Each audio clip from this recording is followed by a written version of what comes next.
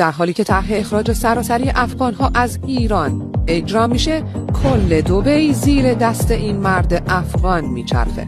باورش سخته، اما خیلی از این برج‌هایی که میبینی توسط میرویس عزیزی، یعنی ثروتمندترین مرد افغانستان ساخته شده. قراره که دومین برج بلند دنیا هم به زودی توسط ایشون ساخته بشه. این برج 1 میلیارد دلاری 130 طبقه داره. توش قراره یک هتل 7 ستاره باشه، یه مرکز خرید 7 طبقه و چندین واحد سوپر لوکس. میرویس عزیزی علاوه بر ساخت و ساز هم بانک داره و هم یه شرکت نفتی به نام هوتک. ثروتش هم گفتن بیشتر از 1.5 میلیارد دلار و چندین بار به عنوان صدر رهبر برتر در خاورمیانه معرفی شده.